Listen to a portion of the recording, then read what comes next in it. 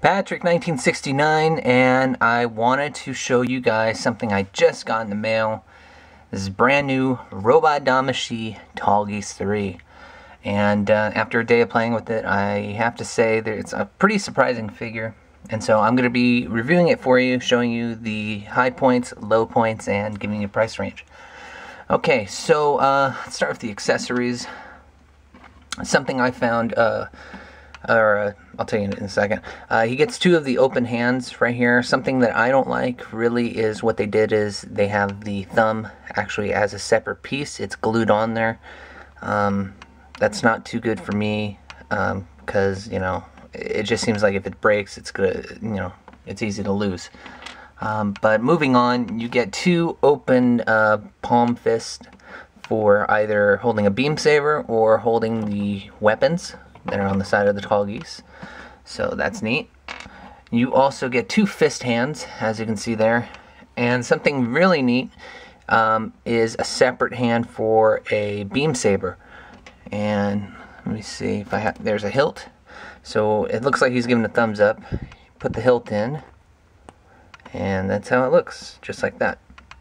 Speaking of beam sabers though, you get two hilts, of course, like any good traditional Tallgeese should, but unfortunately Bandai only gives you one blade for the beam sabers. It's an off red, orange, pinkish kind of color. You have three different colors in there. But I guess it kind of fits with the Tallgeese. I'm not sure. It's been a while since I've seen the movie. But yeah, that's something that bugged me as well. You only get one beam saber blade.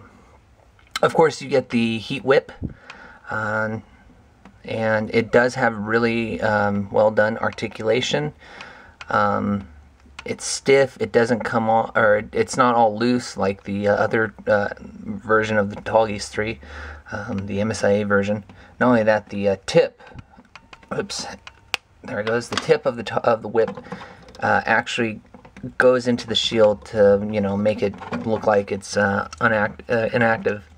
So instead of having a separate piece for the tip, it's actually just, you know, pop that off and connect it to the rest of the whip, and there you go, you're ready for the day. So anyways, I found that kind of a plus, because then it's just something less you'll have to lose. The rifle, as you see here, it's pretty long. Let me see if I can back up there. It's pretty long. The barrel comes off just like the regular MSIA version. Unfortunately, though, it doesn't come with a second barrel. What it does is you have the inside of the gun slide off, and then you attach the extended barrel portion of the gun. So, oops, turn that around. There you go. And then it forms the longer gun. Really, this is a long gun, and it's neat. So let's go ahead and take that off. Take these off, and to put it back, it's kind of a little trick, but you slide all the pieces back in. There you go. Whoops, whoops, whoops, whoops, and there we go. And now it's back in. So anyways, the weapons, the beam sabers go in right there. They just pop right in. As you can see, it does have a handle, but it doesn't reach the hand. All you do is just swivel it around on the hinge there, and it meets the hand. Pretty easy.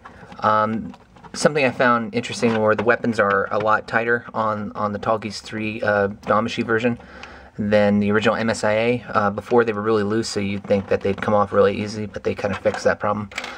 Something also is a plus, the side leg thrusters, they're not loose, they're not on a ball joint, they're actually on the legs themselves, so that's just another piece you won't lose. And personally, I find it better because, you know, they're not going to be moving all the way different directions when you're just looking at it. Legs, these are right here, side the skirt armor on the front. They move up, allowing you to have that high of articulation in the leg and that much of a bend in the knee. The kneecap is separate from the actual armor for the knee on the lower part of the leg. Don't know if that's hit or miss, but it's okay in my book, I guess. I don't see a problem with it.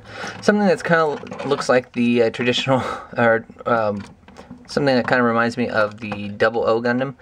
This kind of bend in the arm. If you're not familiar with Tallgeese, that is normal. That's just how they are. But there's only one hinge going on in the elbow, but it works kind of like it's, actually, maybe you get double. I'm not sure. No, you only get one. Yeah. I don't know, I can't tell. If it bends like it has a double joint in the elbow. Oops, I'm losing focus.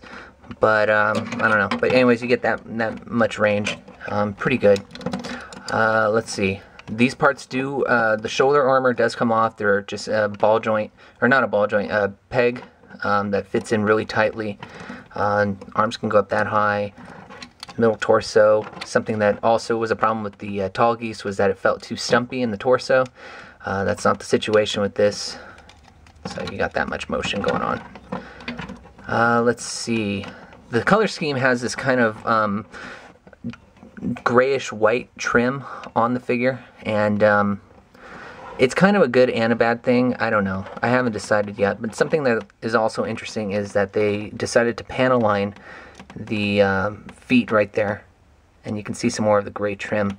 But the rest of the body is in panel line. Something I like about Robot Damashii is when they have a white Gundam or a white mobile suit, you can choose the panel lining it or not. This kind of makes it look like it's a half-done job, or that they just messed up somehow. So I'm not going to be panel lining the rest of the suit myself, but if you want that option, or you want to do that, then you have that option. And it should look nice. I'm not sure, but it should.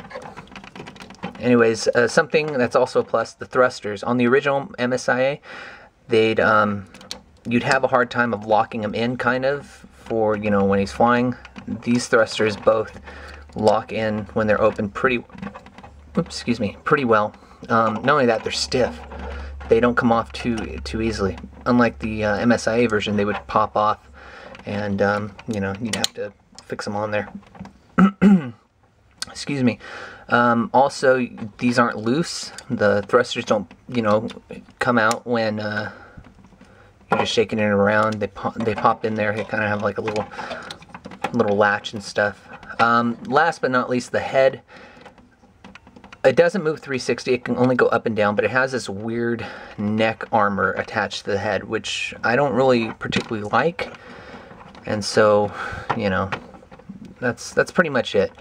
I can't remember if I said this or not, but average $40 to $45, not including shipping. I picked up 2 of these guys, and I paid around $103. Was it worth it? For me, I'm kind of saying no now, because the articulation isn't what I was expecting. It is an upgrade to the original MSIA, but there's just little differences that make me kind of wish they did something more. Kind of like, you know, the extra beam saber blades, or something that just, you know, some oddball thing is, you know, the armor that's kind of raised right here in the legs. Traditional MSIA Tallgeese 3 has that. So do the Tallgeese 1 and 2 and Leos. This one doesn't. It's actually pushed in. So that's something that's weird. The knee thing is also a little bit weird. You get some articulation in the feet as well. The toes can kind of do that. And but yeah, it's a great figure. And like I said, if you grew up, if you got into Gundam by first watching Gundam Wing and watching Endless Waltz, then this figure is a good fit. And you know, if you're willing to shell out the money, then I say get it right now, because most likely down the road this figure will be a little bit more expensive. And yeah, that's it. So anyways, that's been my review for the Tallgeese 3. I hope you enjoyed it. Stay tuned for more. I'm going to have a lot of stuff be coming in, and going to be adding my collection and stuff. So that's it. Alright everyone, thanks for watching. And if this is your first time watching my videos, please subscribe, you know. Updates on sales on eBay and whatnot, and other stuff like that. Alright guys, bye-bye.